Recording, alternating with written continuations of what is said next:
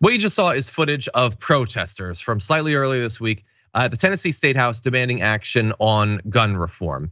You know, because there's constant shootings and people are sick of it. Well, the Republicans there are sick of something too.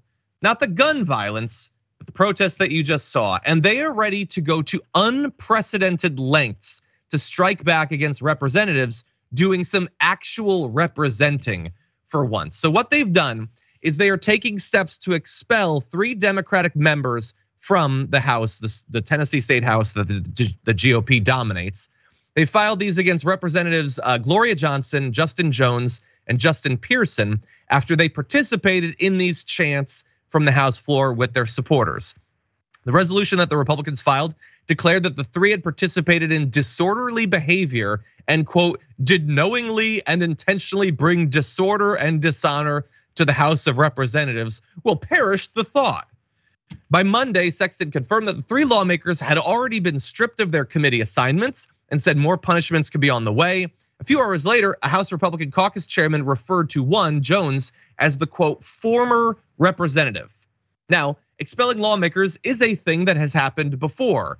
A long time ago, 2 members have been expelled since the Civil War. And in both of those cases, it was a bipartisan effort, which this 100% is not. Now, before we comment, I wanna give you a little bit of video of one of those 3, Justin Jones, talking about what's happening. So what's going on here in Tennessee today? So 3 of us lawmakers who stood with our constituents demanding that they take action, and hear that thousands of people gathered on Thursday talking about the crisis of mass shootings. We've been kicked off our committees as representatives elected by our constituents. Each of us represents 78,000 people, and our people are being silenced because they're kicking us off committees. They're threatening to take a vote to expel us today. Our member ID badges have been shut off. Our representative ID badges have been shut off.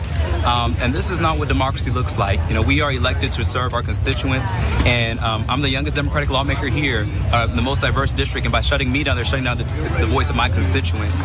So this is one of my constituents, Ms. Brooks, and so whose family was hit and you know, a victim of the White House mass shooting, and so we're here to speak for them, and they won't even let us speak for our people. They wouldn't let us talk on the floor. They shut our microphones off.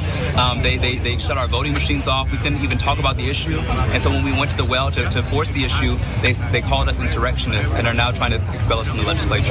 So a few more days passed and we now find out that they are pushing for a vote on Thursday to formally expel all 3 of those members. And by the way, when that was announced, here is what the reaction was like on the House floor.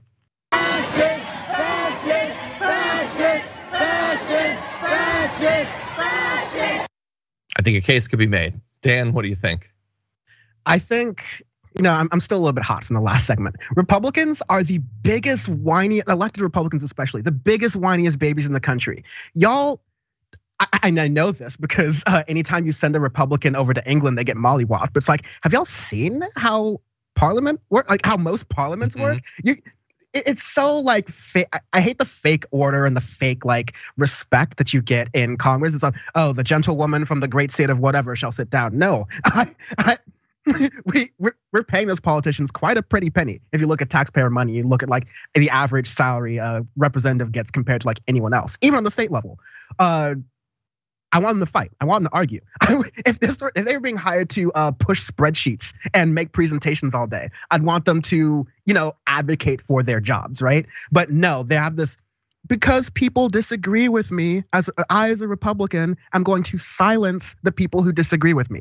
Fascism is an understatement there. It's hypocrisy, and not the Republicans care about that. But this is the kind of stuff that you usually see for like a progressive who speaks about Israel. Since when did guns become the third rail? And I mean, of course, there's been the third rail in politics for so long. But how come you lose your right to even speak or sit or represent people just for leading a protest, which is what politics is about, to stop people from dying of gun violence, which is repeatedly happening in Tennessee by the hands of regular citizens and by the hands of cops. So I'm happy that this protest is existing. It's absolutely shameful. It's so difficult to cover state politics on like national shows like this. It's like no one's fault in particular, but we've all got to pay attention to state politics. What's happening in Wisconsin is really important right now with that election because it bubbles up to the surface. Yeah. it bubbles up to the surface and has ramifications in these, Tennessee, not so much a swing state, Wisconsin, very much a swing state.